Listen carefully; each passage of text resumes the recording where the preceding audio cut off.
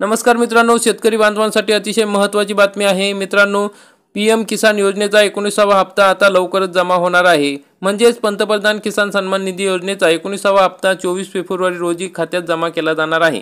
या योजनेच्या माध्यमातून पीएम किसान लाभार्थी शेतकऱ्यांच्या खात्यात 2000 रुपये जमा होणार आहेत। या बातमीमुळे शेतकऱ्यांमध्ये आनंदाचे वातावरण आहे। मग महाराष्ट्रामध्ये 92 लाख शेतकरी जवळपास या योजनेचे लाभार्थी आहेत। परंतु काही शेतकऱ्यांच्या पदरी निराशा पडण्याची शक्यता देखील वर्तवली जात आहे। अनेक शेतकऱ्यांना काही कारणास्तव पीएम किसानच्या 19व्या हप्त्यापासून वंचित राहावे लागू शकते। मग हे लाभार्थी या ठिकाणी किसान योजनेपासून वंचित राहणार आहेत। मग ते कोणकोणते लाभार्थी आहेत त्याविषयी आपण सविस्तर माहिती बघणार आहोत। मित्रांनो, पंतप्रधान नरेंद्र मोदी सोमवारी 24 फेब्रुवारी रोजी बिहारमधील भागलपूरला जाणार आहेत। यावेळी पंतप्रधान मोदी शेतकऱ्यांच्या बँक खात्यात डीबीटीद्वारे 19वा हप्ता हस्तांतरित करतील। या कार्यक्रमाला कृषी मंत्री शिवराज सिंग चौहान आणि बिहारचे मुख्यमंत्री नितीश कुमार यांच्यासह अनेक नेते उपस्थित राहणार आहेत। दरम्यान एका क्लिकद्वारे 9.80 कोटी शेतकऱ्यांच्या खात्यात सुमारे 22,000 कोटी वितरित केले जातील, अशी माहिती केंद्रीय मंत्री शिवराज सिंग चौहान यांनी दिली आहे। तर काही शेतकरी या लाभापासून वंचित राहू शकतात, असेही माध्यमांना सांगण्यात आले आहे। तर मग मित्रांनो, कोणते शेतकरी या ठिकाणी वंचित राहू शकतात तर त्याविषयी आपण माहिती बघूया। तर या शेतकऱ्यांचा 19वा हप्ता अडकू शकतो। मग कोणते शेतकरी आहेत तर आपल्याला 31 जानेवारीपर्यंत सर्व बाबी पूर्ण करण्यास सांगितलेले होते। म्हणजे ई-केवायसी करणं गरजेची होती। या ठिकाणी जमीन पडताळणी आवश्यक होती, म्हणजे लँड सीडिंग करणं गरजेची होती आणि डीबीटी लिंक करणे गरजेचे होते।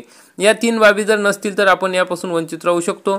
कारण की मित्रांनो, जमीन पडताळणी का आवश्यक आहे तर एकीकडे 9.7 कोटी शेतकऱ्यांना यावेळी 19व्या हप्त्याचा लाभ मिळणार आहे, तर दुसरीकडे असे अनेक शेतकरी आहेत जे या हप्त्याच्या लाभापासून वंचित राहणार आहेत। यामध्ये पहिले असे शेतकरी आहेत की ज्यांनी जमीन पडताळणीचे काम केलेले नाही किंवा ते अपूर्ण आहेत, म्हणजे या ठिकाणी लँड सीडिंगचं काम पूर्ण नाही त्यांचं।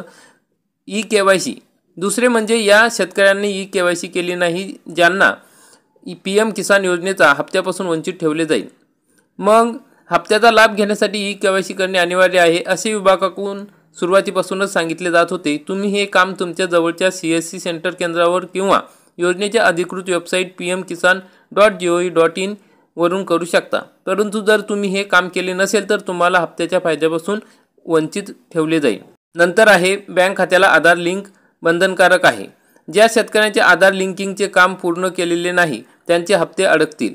यामध्ये तुम्हाला तुमच्या बँकेच्या शाखेत जावे लागेल आणि तुमचे आधार कार्ड तुमच्या बँक खात्याशी लिंक करावे लागेल। याशिवाय तुमच्या बँक खात्यात डीबीटी पर्याय देखील सक्षम असणे आवश्यक आहे। म्हणजे डीबीटी पर्याय हा एनेबल असणे गरजेचे आहे, कारण तो जर एनेबल नसेल किंवा सक्षम नसेल तर तुम्ही हप्त्याच्या फायद्यापासून वंचित राहू शकता। तर मग मित्रांनो, आपले हे जी तिन्ही गोष्टी आहे, लँड सीडिंग, ई-केवायसी, बँक खात्याला डीबीटी लिंक नसणे, ह्या गोष्टी जर आपल्याला पडताळणी करायची असेल तर आपण pmkisan.gov.in या संकेतस्थळावर, या वेबसाईटवर जाऊन त्या ठिकाणी तुम्ही तुमचं स्टेटस चेक करू शकता आणि त्या स्टेटसमध्ये ह्या तिन्ही गोष्टी जर पूर्ण असतील तर तुम्हाला नक्की या ठिकाणी हा हप्ता मिळणार आहे। जर एखादी गोष्ट पूर्ण नसेल तर लगेच ती गोष्ट पूर्ण करून घ्या, म्हणजे तुम्ही या हप्त्यापासून वंचित राहणार नाही।